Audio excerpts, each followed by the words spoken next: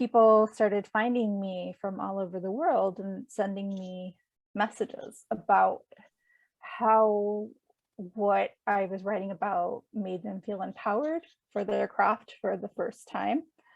And then that was finding these stories was really important to me and really lovely, and gave me kind of a community of people to connect with.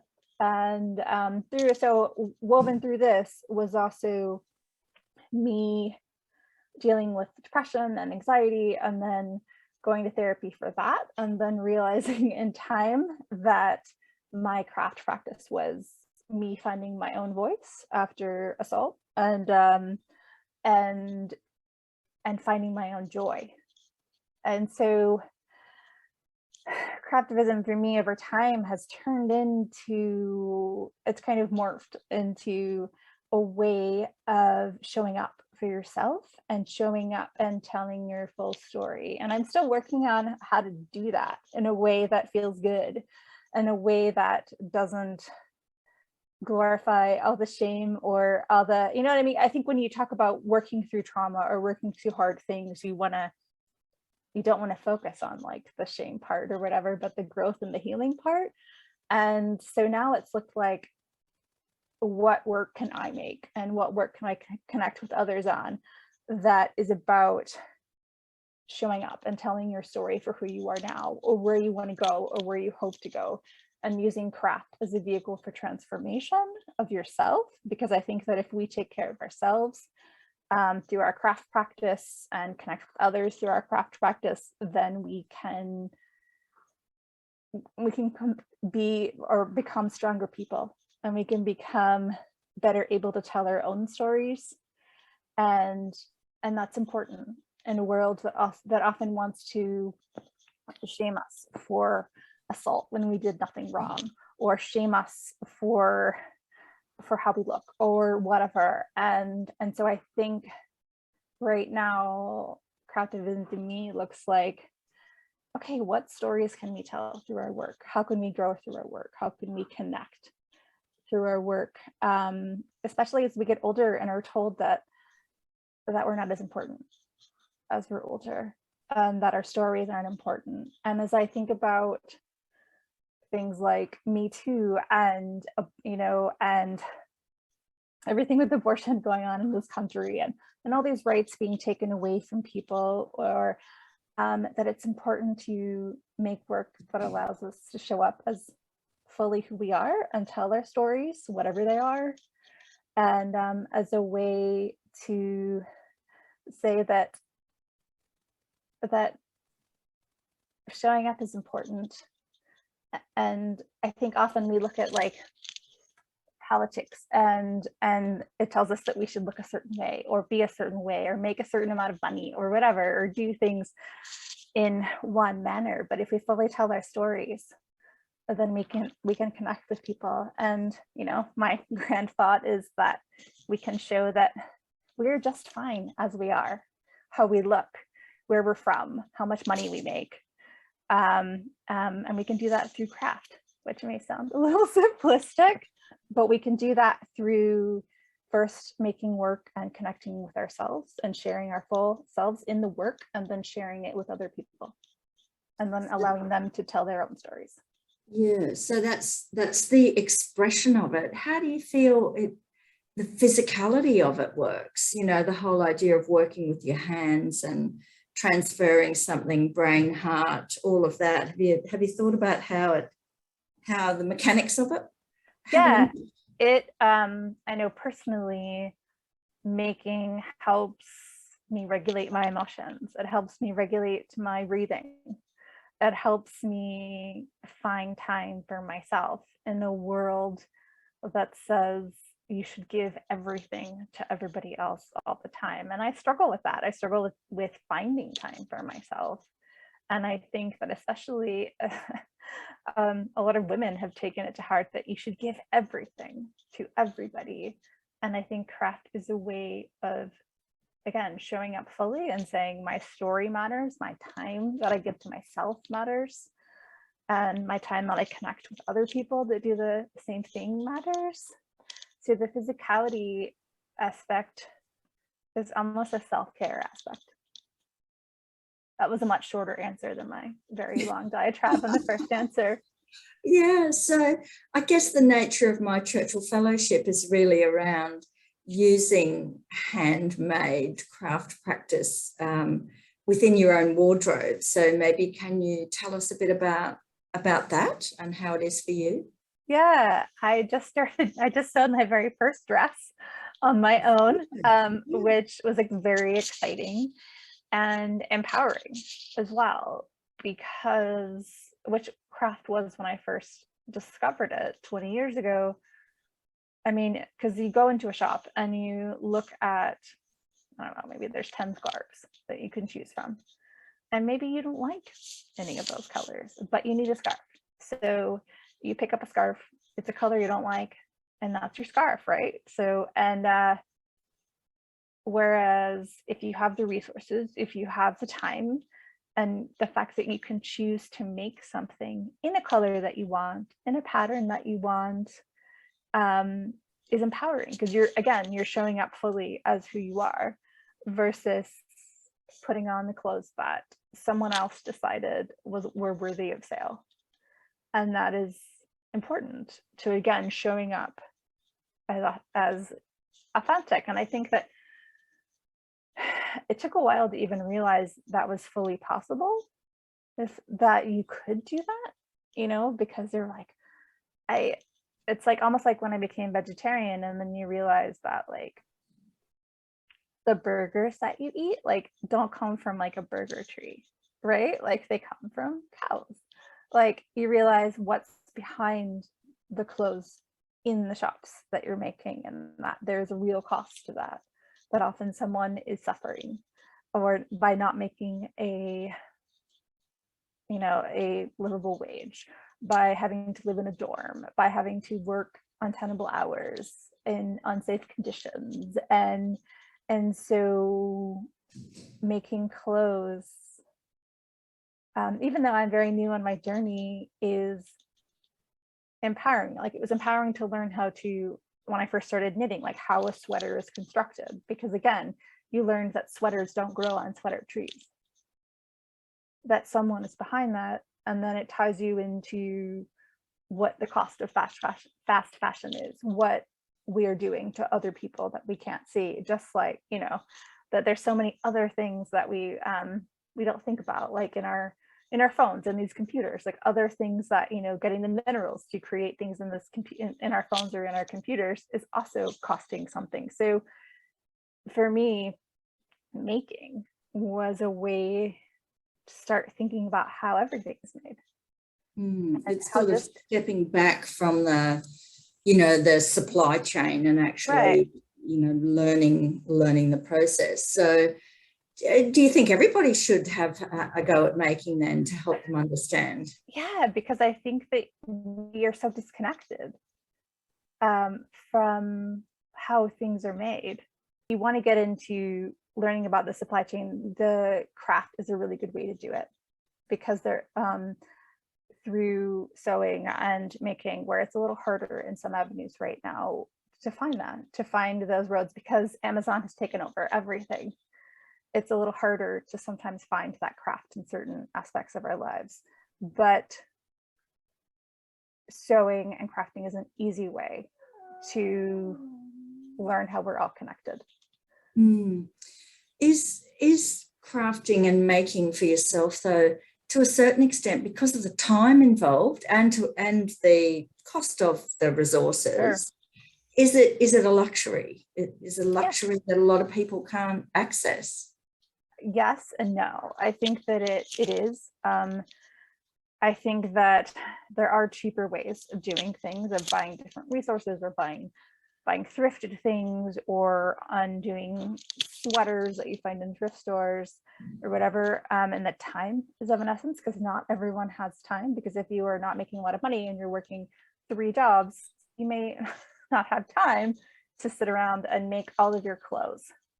So I think that, I still sometimes buy things that are fast fashion, but I also, when I do that, I try to make sure that I'm buying things that I'm going to wear for a long time. And it's not like a shirt that I'm going to buy and then get rid of in a month.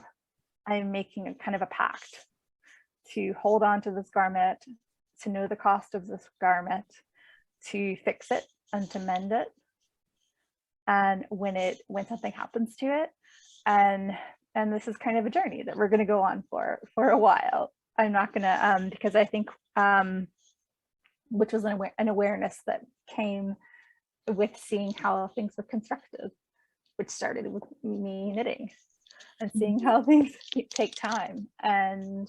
But yeah, I mean, it's hard because it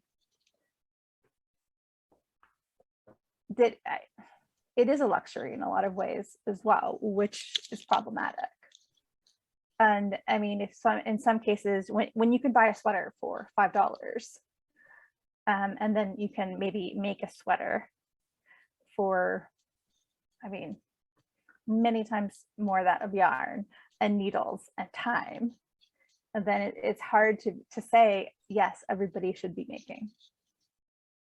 That sounds, that's not, I don't think that's right necessarily to say that. But I think that knowing how things are constructed, even if you only do something once, is an important part of the process. And for some people, it's going to be they're going to want to redo their whole wardrobe and make everything. For some people, that's not possible, and that's not at the moment, perhaps in their lives, but it's always something to aspire to, isn't it? Right. Yeah. And I noticed on Instagram you're jumping for joy having made your first dress. Yes. And so I'm just curious, I guess, why that had not happened for you earlier was. Yeah, sure. I've always done embroidery and knitting, and always found garment construction as somebody with ADD, like, this is going to be too fiddly for me. And in my first dress, that was super exciting. I did find in the process that I really loved the fact that, like, the seams, for example, of constructing the dress, even though I put the pockets on wrong, I still wanted to be excited about it because of, it was a garment and I was wearing it and I made it myself. I had made a garment with somebody else where they did a lot of the work before, but I liked the seam aspect, like that was really empowering to me, but I tried to do a bias tape like hem, or not hem, or neckline, and that was terrible. Like, that was a nightmare. So that felt like that was my fiddly nemesis. But I was surprised that I didn't, because I mean, as somebody who with ADD sometimes can get easily distracted on stuff, it just felt super fiddly to be like, oh wait, you have to cut it and then you have to iron it and then you have to measure it first and do all this stuff, and it just felt like all the ironing and everything just felt really cumbersome to me for some reason. And but then, like anything else, once you just do it, you're like, oh, this dovetails very well into everything else that I've done, and trying mending as well. Like this all is another further piece of the puzzle. And also, I mean, I have some fabric around I'm looking at right now and some patterns, and I definitely want to do more. And I think what was exciting to me about learning to sew was how much faster it was than knitting. And embroidery was like, what? I can make this, whereas it would take me forever, or not forever, but a much longer time to knit a garment than it would be to sew it. And I mean, you do learn through the doing. You can't just sort of magically be able to do it. So it is that process of experimentation, and kind of, to me, it's also about accepting the imperfection. That's actually, there's a richness there because we don't live in a perfect world. Our lives aren't perfect. And so why do we sort of expect our clothes to be, in a way?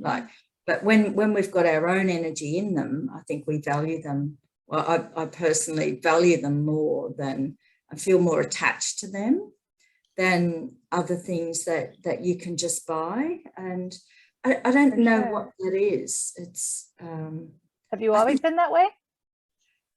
Yes, I have. I've always been a bit hands-on. There have been times I've come and gone with the making, but now almost everything I've had a hand in, even if I haven't made it from scratch. You know, I've altered it in some way to make it my own. And I guess I just find that rewarding. I'd rather kind of wear my own brand, for want of a better word, than, you know, wander around and try and own someone else's. That For sure. it's just for sale. And yeah, I just don't get any of that. But that's just me. That's personal. But so just thinking about the well-being and the mental health aspects of making, to a certain extent you've gone into them already, but how does it apply to your wardrobe and how you think about it?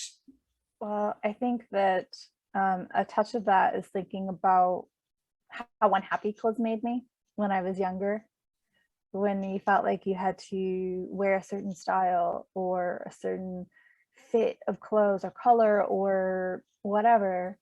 There is a freedom in discovering that you can create, like, some of that is like, now you can online, you can find people that make all sorts of clothes, which, you know, I have a lot of clothes made by other people, whereas my clothes made by me is really small right now.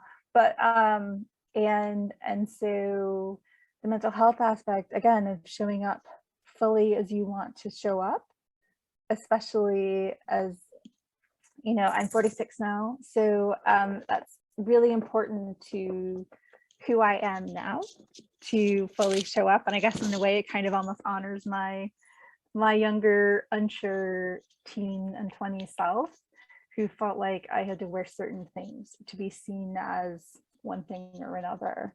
So part of the mental health puzzle is the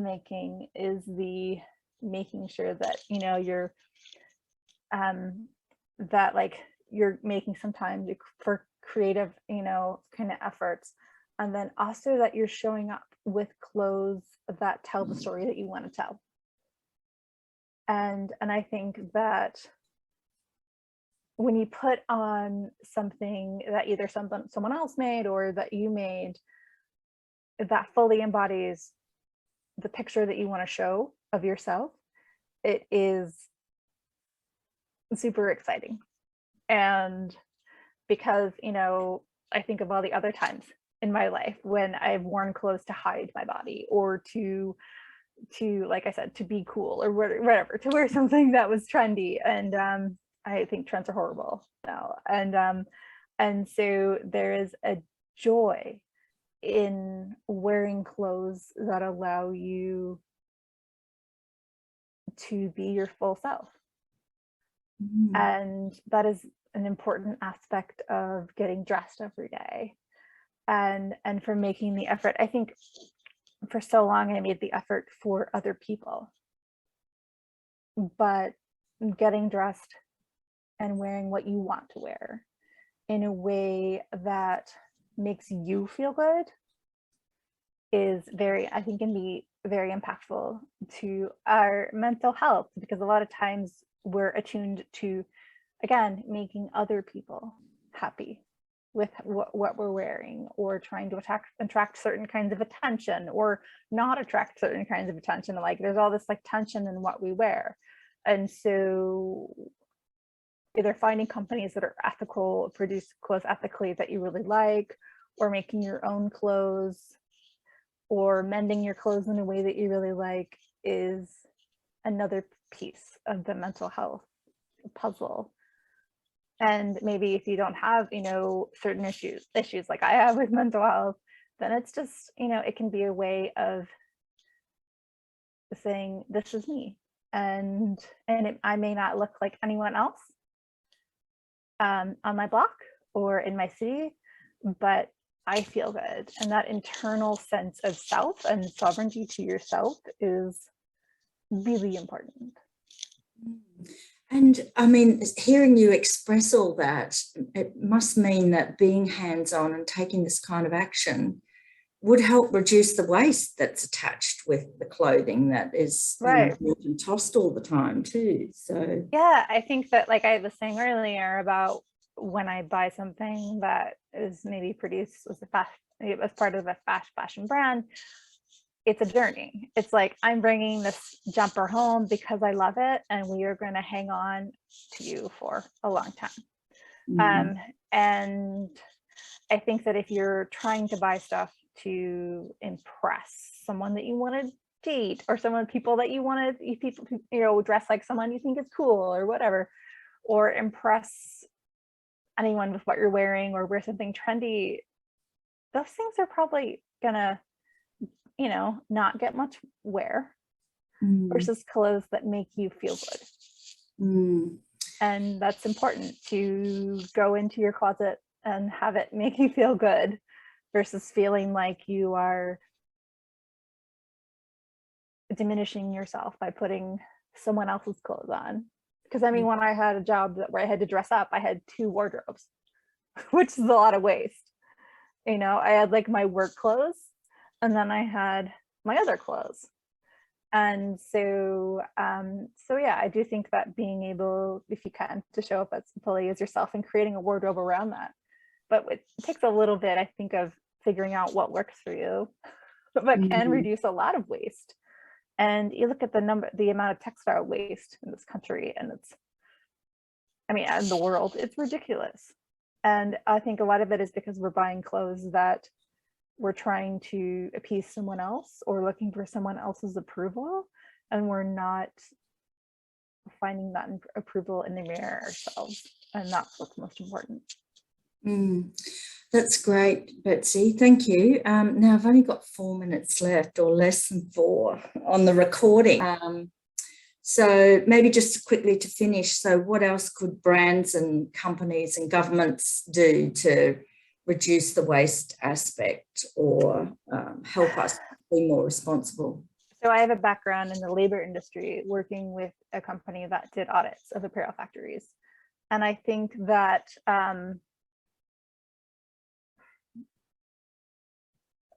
my thought is, in working with factories all over the world, is that they're not going to change because they're making money and we're buying stuff. So what I heard at my job, you know, from people that did that work all the time, and what I began to believe myself, is that it's the consumers that have to change. Because the brands are going to continue to operate on slimmer and slimmer margins, which means the workers are going to be treated worse and worse. And they are treated worse and worse, with doors being chained shut. And you have things like Rana Plaza that happened. And that's because we're buying stuff.